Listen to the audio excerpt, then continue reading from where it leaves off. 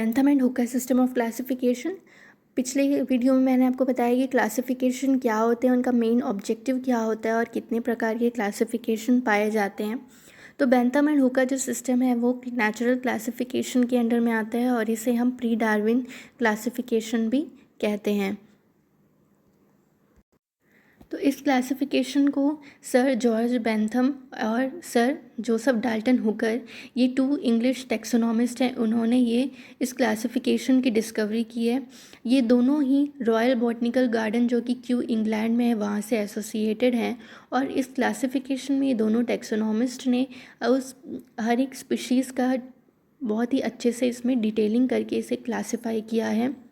इस क्लासिफिकेशन को दोनों टेक्सोनॉमिस्ट ने एक बुक में पब्लिश किया है। तो इस बुक का नाम है जेनेरा प्लांटेरम और इस बुक की 3 वॉल्यूम्स पब्लिश हुई है 1862 से 1883 के बीच में।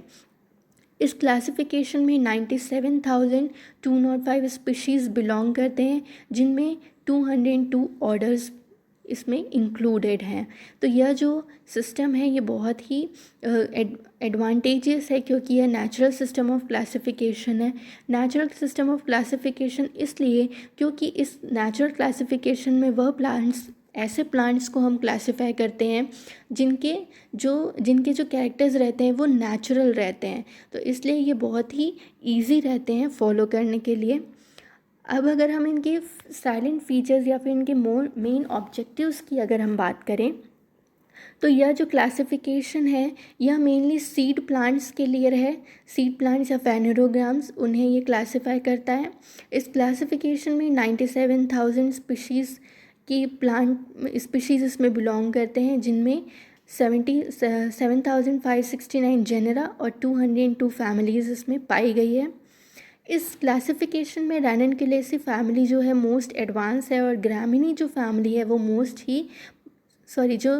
फैमिली इस क्लासिफिकेशन में रैननकुलेसी फैमिली जो है वो मोस्ट प्रिमिटिव मानी गई है क्योंकि यह सबसे ऊपर में प्लेस्ड है, और जो ग्रामिनी है वो सबसे एडवांस मानी गई है क्योंकि यह सबसे लोवेस्ट में प्लेस किया गया है। इस क्लासिफिकेशन में जो सीड प्लांट्स हैं इन्हें 3 ग्रुप्स में या 3 किंगडम्स में बांटा गया है, डिविजन्स में। तो पहला है डाइकॉट्स, जिम्नोस्पर्म्स और मोनोकॉट्स। तो इसमें डाइकॉट्स को पहले प्लेस किया गया है, मोनोकॉट्स को लास्ट में प्लेस किया गया है और जिम्नोस्पर्म्स को जो है वो बीच में इसमें प्लेस किया गया है। इस क्लासिफिकेशन में एक ऐसा ऑर्डर है ऑर्डाइन्स एनोमली जो कि मोनोक्लेमाइडी सीरी, जो कि मोनोक्लेमाइडी जो सब क्लास है उसके अंडर में ये ऑर्डर आता है। इस ऑर्डर में जो डिस्प्यूटेड जो स्पीशीज़ हैं उसे हम प्लेस किया जाता है, इसलिए यहाँ पर जो भी स्पीशीज़ जो सेटिस्फाइड हमें नहीं कर पाते हैं जो कैरेक्टर्स को लेकर, इसलिए उस ऑर्डर्स को हमें इसमें ऑर्डर एनामलाई में उस स्पीशीज़ को प्लेस किया जाता है। मोनोकॉटिलेडन्स जो है वो बाद में डिस्क्राइब हुए हैं। पहले हम लोगों ने डाइकॉट्स को, हम लोगों ने इन द सेंस टैक्सोनॉमिस्ट ने पहले डाइकॉट्स को यहाँ पर प्लेस किया है। डाइकॉट्स में 3 डिविजन्स हैं, पॉलीपेटली, गैमोपेटली और मोनोक्लेमाइडी।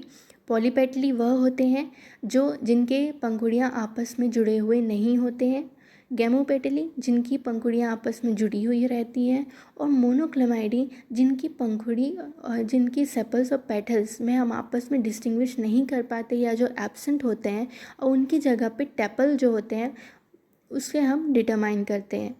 तो यह होता है मोनोक्लेमाइडी। तो इसमें 3 डिवीज़न है और इसमें 14 सीरीज़ है।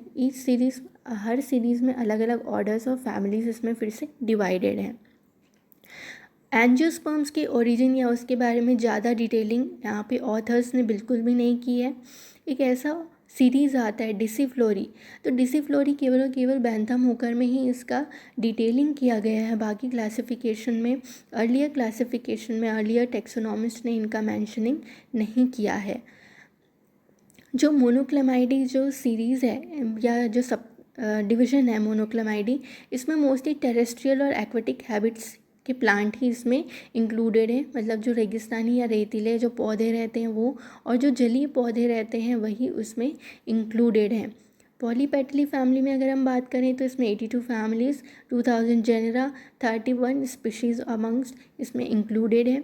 गैमोपेटली में around 45 families, almost 2600 genera, 34,000 species पाई गई है। मोनोक्लोमाइडी में 36 फैमिलीज़, 800 जेनेरा, ऑलमोस्ट 11,000 स्पीशीज़ पाई गई है। मोनोकॉट्स में 34 families, around 14,000 genera and almost 18,000 species इसमें इंक्लूड किए गए हैं। तो ये थी बैंथम एंड हुकर्स की साइलेंट फीचर्स। अगर हम उसके टेबल चार्ट्स या फिर क्लासिफिकेशन को अगर हम बात करें तो ये इस तरीके से ये डिवाइडेड है। तो ऑथर्स ने प्लांट किंगडम को दो भागों में बांटा है। पहला है क्रिप्टोगेमिया, जिसमें पुष्प नहीं होते हैं, जिसमें फ्लावरिंग नहीं होती है, और दूसरा है फेनेरोगेमिया, मोस्टली सीड प्लांट्स, जिसमें फ्लावरिंग पाई जाती है। तो फेनेरोगेमिया भी जो है वो फर्दर 3 क्लासेस में डिवाइडेड है, डाइकॉट्स, जिम्नोस्पर्म और मोनोकॉट्स।